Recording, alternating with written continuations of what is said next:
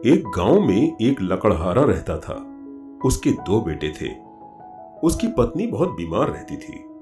फिर उसने बड़े लड़के की शादी तय कर दी। शादी तय करने के कुछ दिनों बाद ही उसकी पत्नी इस दुनिया से चली जाती है और उसके बाद उन सब का जीवन बहुत ही दुखमय हो जाता है, क्योंकि निर्धन तो वो पहले से ही थे। अब खाना देने वाला भी कोई नहीं था। लकड़ी काटकर उस लकड़ी को जमींदार के यहाँ बेचकर उनका जीवन चलता था। जमींदार लकड़ी के बदले 1 किलो अनाज देता था। अनाज वो जो चाहे ले सकते थे। इन तीनों ने अपनी सहूलियत के हिसाब से चने लेना स्वीकार किया। तीनों अपना 1-1 किलो चना लेते और वहां से चले जाते।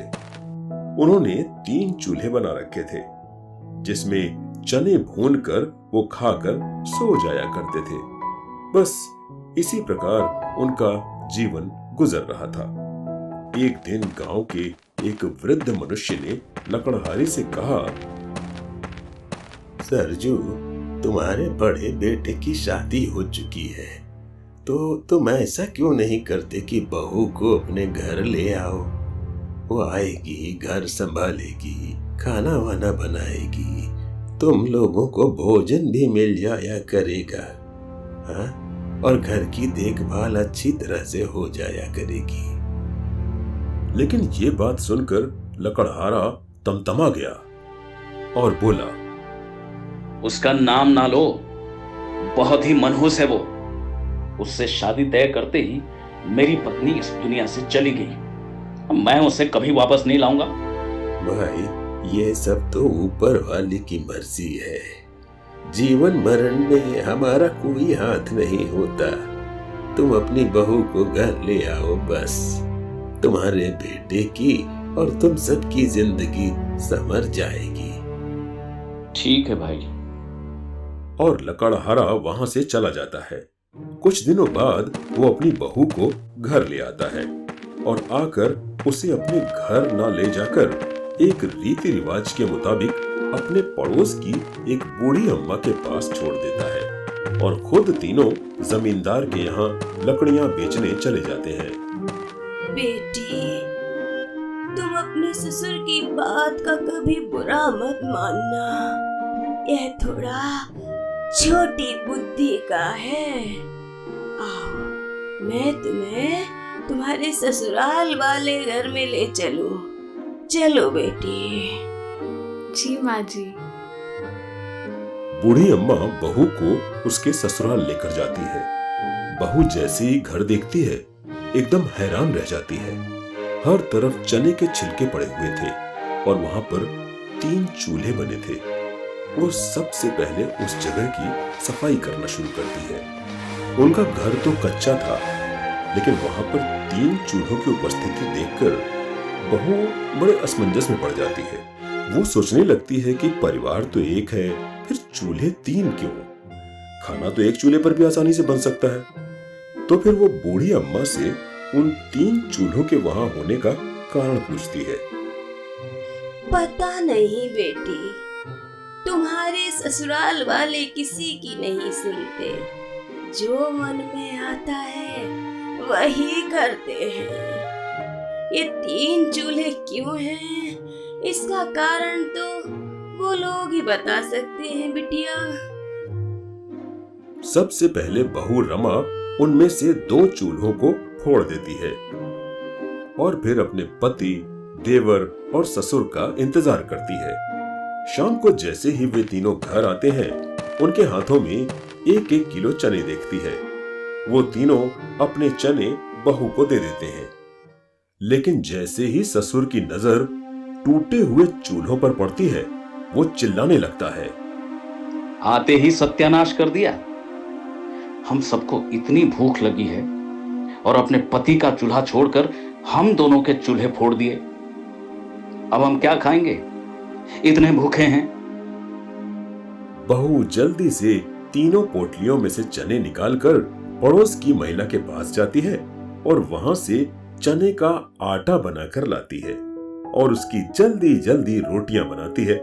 रोटियां खाते ही वो तीनों बहुत खुश हो जाते हैं, क्योंकि उन्होंने 2 सालों से रोटी नहीं खाई थी। केवल भुजे हुए चने खाए थे। बहू बोली, अब मैं आ गई हूँ ना, अब से आपको भुने चने खाकर भूख नहीं मिटानी पड़ेगी। अब से मैं रोज आप सबके लिए रोटियां बनाऊंगी। ससुर जो अपनी बहू को अब तक कोस रहा था, अब चुप हो गया। जो खाना बच गया था उसकी एक एक रोटी बहू ने रख दी और सुबह जैसे ही तीनों लोग लकड़ी बेचने के लिए जाने लगे तो उसने तीनों को एक एक रोटी खाने के लिए दी। और फिर बहू ने कहा, पिताजी, क्या आपको जमींदार केवल चने ही देता है? नहीं बेटी, हम कोई भी अनाज ले सकते हैं, लेकिन मुझे भोजन बनाना नहीं आता था, इसलिए हम तीनों ही चने लेकर आते थे और उन्हें भून कर खाते थे। पिताजी, आज से आप गेहूं चावल लाया करें। लकड़हारा हाँ में सिर हिलाते हुए चला जाता है। उसके साथ उसके दोनों बेटे भी चले जाते हैं। इधर बहू अपने घर को और अच्छा बनाती है। मिट्टी का एक एक कमरा और छोटी छोटी कोठरियां जिनमें अनाज रखते हैं उन्हें बनाती है और फिर छोटी छोटी लकड़ियां बीनकर पड़ोस में बेचने जाती है और उनके बदले घर में मसाले तथा सब्जियां ले आती है और घर अब एक गृहस्थी वाला घर बन जाता है। शाम को जब वो लोग वापस आते हैं, रमा, जो तुमने अनाज लाने को कहे थे मैं वो सारे लेकर आ गया हूँ। तुम्हारे आते ही घर में खुशियां आ गई हैं। मुझे तो पता ही नहीं था कि तुम साक्षात लक्ष्मी जी का रूप हो। रमा मुस्कुराते हुए शर्मा कर आंखें नीचे कर लेती है और कहती है, एक स्त्री का कर्तव्य है कि अपने पति और ससुराल के लोगों का ध्यान रखे। मैं हमेशा कोशिश करूंगी कि इस घर का मान सम्मान बढ़ाऊं। इतने में देवर वहां आता है और कहता है, भाभी, ये अनाज कहाँ रखने हैं? मैंने जो छोटी छोटी कोठी बनाई है उनमें रख दो भैया। एक दिन लकड़हारे की तबीयत बहुत खराब हो जाती है। बुढ़ापे की वजह से वो बीमार हो जाता है। तब बहू कहती है, पिताजी, अब आप लकड़ियां काटने के लिए मत जाया कीजिए। घर में काफी अनाज इकट्ठा हो गया है। अब दोनों भाई भी लकड़ियां बेचने जाएंगे तो भी काफी रहेगा। आप आराम किया कीजिए। अगले दिन रमा अपने पति को एक सुझाव देती है। सुनिए, हमारे घर का आंगन कच्चा है, क्यों ना हम अपने आंगन में कुछ सब्जियां उगा लें? तुम ठीक कह रही हो रमा, कितना अच्छा विचार है तुम्हारा। अब बहू अपने घर के चबूतरे पर सब्जी की एक छोटी सी दुकान लगाती है और बूढ़े लकड़हारे को उस दुकान की जिम्मेदारी सौंपने का सुझाव देती है। अब दोनों बेटे लकड़ियां बेचकर अनाज लाते और लकड़हारा घर बैठे सब्जी बेचकर पैसे कमाता। इस प्रकार उनके घर की स्थिति धीरे धीरे अच्छी होती गई। वो निर्धनता से संपन्नता की ओर बढ़ने लगे। घर की हालत देखकर ससुर ने अपनी बहू से कहा, बहू रमा, तुम तो हमारी बहू लक्ष्मी हो। हमारी बहुत बड़ी भूल थी जो हमने तुम्हें मनहूस समझा। मुझे माफ कर देना।